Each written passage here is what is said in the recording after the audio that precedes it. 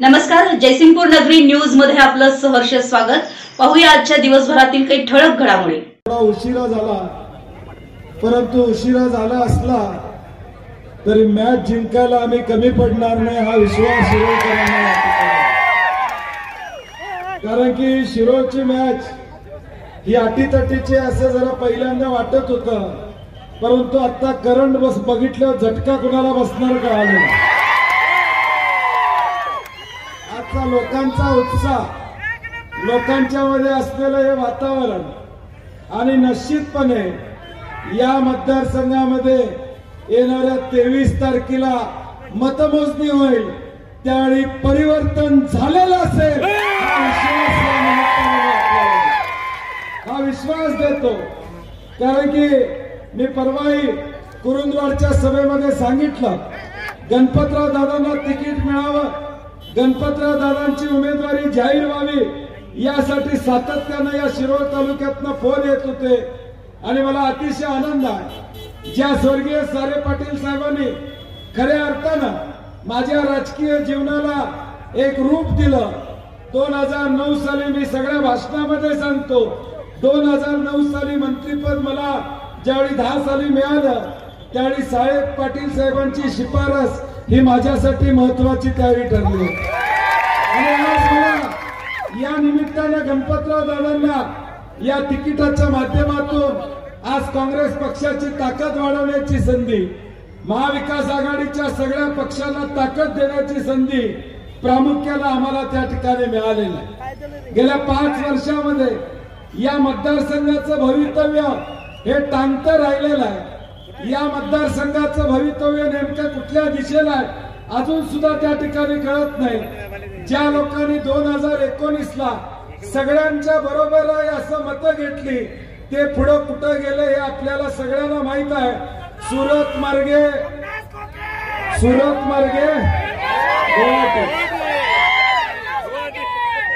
मग आम्ही विश्वास ठेवायचा कसा? या शिरोळ तालुक्यातल्या लोकांनी 2019 साली एका विचारानं, एका ध्येयानं, एक समर्पक विचार घेऊन त्यावेळी मतदान करून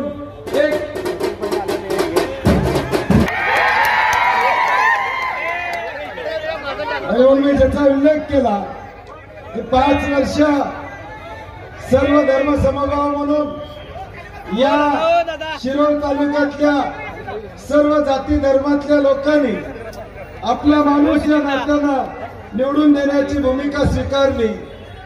माझा साधा प्रश्न आहे की या निवडणुकीमध्ये तुम्ही भाजप बरोबर आहात का नाही? तुम्ही शिंदे नाही त्यांना विचारतो, शिंदे गटाबरोबर आहात का नाही? अजितदादांच्या राष्ट्रवादी आहात का नाही? याचं उत्तर ते त्या ठिकाणी देत नाहीत। आता पुन्हा स्वतःची आघाडी म्हणून त्या ठिकाणी पुढे येतात। उद्या आघाडीचा निर्णय काय होईल काय नाही हे मागच्या वेळी आपण बघितलेलं आहे। आणि म्हणून शिरोळकरांना माझी विनंती आहे, ज्या स्वर्गीय सारे पाटील साहेबांनी खऱ्या अर्थाने या शिरोळ तालुक्याला एक रूप दिलं, या शिरोळ तालुक्याच्या विकासाला गती दिली, या शिरोळ तालुक्याला तळ हाताच्या फोडाप्रमाणे जपण्याचं काम केलं, आज त्यांचा खरा वारसा कोण सांगत असेल वारसा तर ह्यो खरा वारसा आहे। कोणतरी सांगत असेल राजकीय वारसा, सामाजिक वारसा, रक्ताचा वारसा पण इथंच आहे, राजकीय वारसा पण इथंच आहे, सामाजिक वारसा पण इथंच आहे। दुसरा कोण वारसा या ठिकाणी सारे पाटील साहेबांचा घेऊ शकत नाही। आणि म्हणून आपली जबाबदारी आहे की येणारी निवडणूक मी म्हणलं तसं अत्यंत शिरोळ तालुक्याच्या दृष्टीने महत्वाचे आहे। आपण मतदान करताना एका बाजूला अविश्वासाचं राजकारण आहे आणि दुसऱ्या बाजूला 50 वर्ष निष्ठावंत असं काँग्रेस पक्षावर राहिलेलं सारे पाटील साहेबांचं, गणपतराव दादांचं राजकारण आहे। आता जनतेने या शिरोळ तालुक्यातला निर्णय घेणं अपेक्षित आहे। महाराष्ट्रातली जनता तुमच्याकडे बघते, महाराष्ट्रातली जनता या शिरोळ तालुक्याकडे बघते की निष्ठावंताच्या बाजूने हा शिरोळ तालुका निर्णय घेणार का अविश्वासाच्या बाजूने घेणार। आपण ताकदीनं येणाऱ्या 20 तारखेला गणपतराव दादांसारख्या निष्ठावंताच्या पाठीशी राहावा ही विनंती करण्यासाठी मी या ठिकाणी आलेला. परवा मागच्या आठवड्यात कुरुंदवाडला सभा झाली. कुरुंदवाडची सभा पण लाईव्ह होती, म्हणजे जोरात होता करंट. दादा तुम्ही याच्या आधी मी सांगितलं करंट एवढा आहे की झटका आता कुठं बसायचा तिथं बसणार. तुम्ही काळजी करू नका. एक संयमी नेतृत्व, एक सुसंस्कृत नेतृत्व, आपल्याला भेटणारं नेतृत्व, कधी फोन केला तर या ठिकाणी काम करणारं नेतृत्व, आणि सुदैवानं दादांचे कुठले भाऊ काय बाकीचं बोलणार नाही. त्यामुळे काळजी करायचं काम नाही. आणि म्हणून आमची सगळ्यांची विनंती आहे, या जिल्ह्यामध्ये आज मी फिरतोय, चंदगड पासून या शिरोळ तालुक्यापर्यंत फिरतोय, ते काँग्रेस पक्षाचे आमदार निवडून यावे म्हणून, महाविकास आघाडीचे आमदार निवडून यावेत म्हणून. कारण की शेवटी या राज्यामध्ये जी काही महायुतीचं सरकार आहे हे एक भ्रष्ट सरकार आहे. ज्या भ्रष्ट सरकारनं छत्रपती शिवाजी महाराजांचा पुतळा पडला त्यामध्ये भ्रष्टाचार केला, बदलापूरमध्ये एका लहान बालिकेवर अत्याचाराचं काम करतायत, रोजगाराबद्दल बोलत नाहीत, शेतकऱ्याबद्दल बोलत नाहीत, दूध उत्पादकाबद्दल बोलत नाहीत, महिलांच्या सन्मानाबद्दल या ठिकाणी बोलत नाहीत, फक्त समाजामध्ये तेढ कसा करता येईल, जाती जातीमध्ये भांडणं कशी लावता येईल, हा एकमेव अजेंडा या भाजपचा, शिंदे गटाचा, अजित पवार गटाचा या महाराष्ट्राने या ठिकाणी पाहिलेला आहे. मान खाली घालावी अशी अवस्था गेल्या 3 वर्षामध्ये या महाराष्ट्राची देशामध्ये या ठिकाणी झालेली आहे. आज देशामध्ये फिरत असताना लोक विचारतात, मागचा महाराष्ट्र एक सुखसंपन्न महाराष्ट्र होता, स्वर्गीय यशवंतराव चव्हाण साहेबांनी या महाराष्ट्राचा मंगल कलश आणला, तो महाराष्ट्र कुठं आहे? आणि आजच्या महाराष्ट्राची अवस्था बघितली तर अनेकांच्या डोळ्यामध्ये अश्रू येतात. हाच का तो महाराष्ट्र जो महाराष्ट्र या ठिकाणी अनेक हुतात्म्यांनी या ठिकाणी घडवला, अनेक स्वातंत्र्य सैनिकांनी या ठिकाणी या देशाला स्वातंत्र्य मिळवत असताना या महाराष्ट्रातल्या भूमीतून स्वातंत्र्याचा लढा या ठिकाणी नेला, तोच हा महाराष्ट्र आहे का? निवडणूक असणार तुमच्या भवितव्याची निवडणूक आहे. आज बंटी पाटील जो काय जिल्हाभर या ठिकाणी फिरतोय तो माझा कुठलाही स्वार्थ नाही. माझी एकच इच्छा आहे, काँग्रेसचे आमदार आले पाहिजे, महाविकास आघाडीचे आमदार आले पाहिजे. दादा अनेक जण आता म्हणतात तू फार शत्रुत्व घेतलंयस. मी म्हणलं शत्रुत्व घेतलं हरकत नाही, या कोल्हापुरातली जनता जोपर्यंत बंटी पाटलाच्या पाठीशी तोपर्यंत मी काळजी या ठिकाणी करणार नाही. शेवटी लोकांचं आम्ही काही वाईट केलेलं नाही. दादा असतील, आम्ही असो, आम्ही सगळ्यांनी लोकांचं भलं करण्याचं काम केलेलं आहे. लोकांना मदत करण्याची भूमिका आम्ही स्वीकारलेली आहे. आणि म्हणून आम्ही जे तुमच्याकडे हक्काने येतोय, आज ज्या उत्साहानं, मला वाटतं 1000-2000 मोटरसायकली दादा तिथं होत्या. मी म्हणलं आता एखादं पडायला नको, म्हणलं आपण पुढे जाऊया लोक.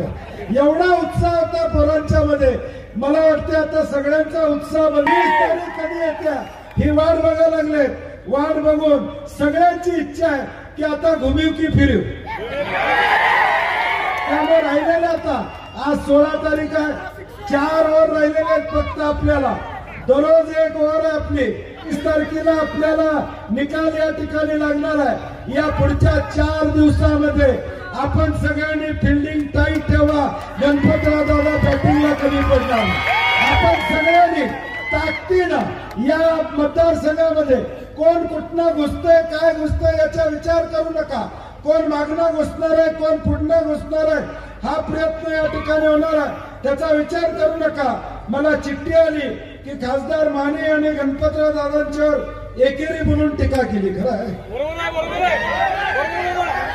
दादांसारखे ज्येष्ठ, मी सुद्धा जिल्ह्याचा नेता असतो तरी दादा म्हणून त्यांना हाक मारतो, त्यांच्या वयाचा सन्मान ठेवतो.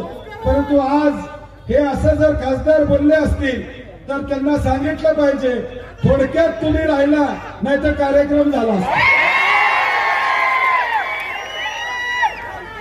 त्यामुळे त्यांनाही माझी विनंती आहे की फार लक्ष इकडे देऊ नका. आता 5 वर्ष जॅकेट घालून फिरा, फार इकडे बघत बसू नका. कारण की दादा आता 100% आमदार होणार आहे, त्यामध्ये दुमत नाही.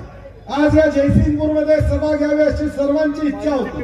कुरुंदवाडमध्ये सभा झाली, पहिला फॉर्म भरायला मी येणार होतो परंतु जमलं नाही. परंतु आज कुरुंदवाडमध्ये जयसिंगपूरमध्ये सभा घेत असताना मला इथल्या सगळ्या समाजांना सांगायचं, विशेष करून वडार समाजाच्या लोकांना सांगायचं आहे की आपल्या खनीचा प्रश्न असू दे, आपल्या अडीअडचणी असू दे, त्या सगळ्या अडीअडचणीला तुम्ही काळजी करू नका. हिमालयासारखा बंटी पाटील तुमच्या पाठीशी आहे. तुम्ही काळजी करू नका. या जयसिंगपूरमध्ये जी मदत लागेल, जे सहकार्य लागेल ते निश्चितपणे आमच्या माध्यमातून या ठिकाणी होणार. हा शब्द मी आपल्याला या निमित्ताने या ठिकाणी देतो. कुरुंदवाडमध्ये स्वर्गीय सारे पाटील साहेबांच्या नावानं ग्रंथालय व्हावं असा नगरपालिकेत ठराव केला. 10 वर्ष झालं तो ठरावाची अंमलबजावणी झाली नाही.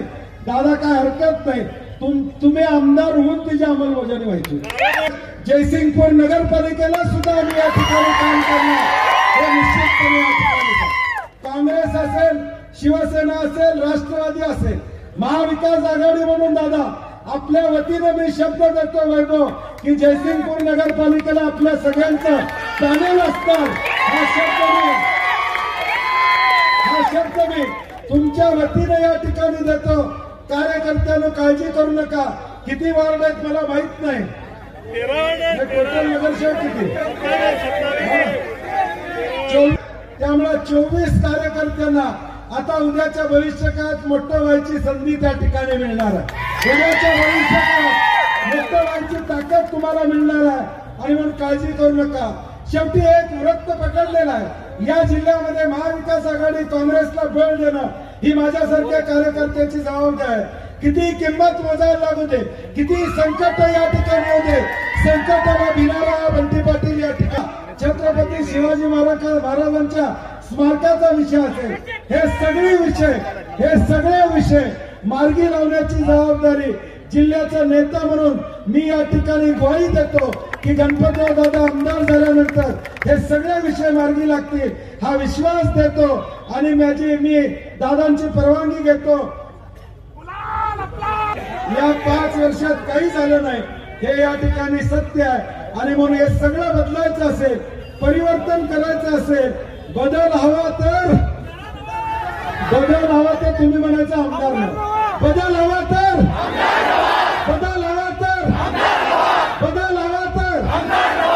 एवढंच या ठिकाणी काम. हात या चिन्हासमोरचं बटन दाबून गणपतराव दादांना बहुमतानं निवडून द्या. आमची सगळी ताकद आदरणीय दादांच्या पाठीमागे राहील हा विश्वास देतो आणि माझे 2 शब्द संपवतो. जय हिंद, जय महाराष्ट्र. आमच्या जयसिंगपूर नगरी न्यूज चॅनलला लाईक करा, सबस्क्राईब करा आणि हो, स्क्रीनवर दिसत असलेला व्हॉट्सअप नंबर तुमच्या मोबाईलमध्ये ऍड करा. पाहत रहा जयसिंगपूर नगरी न्यूज चॅनल.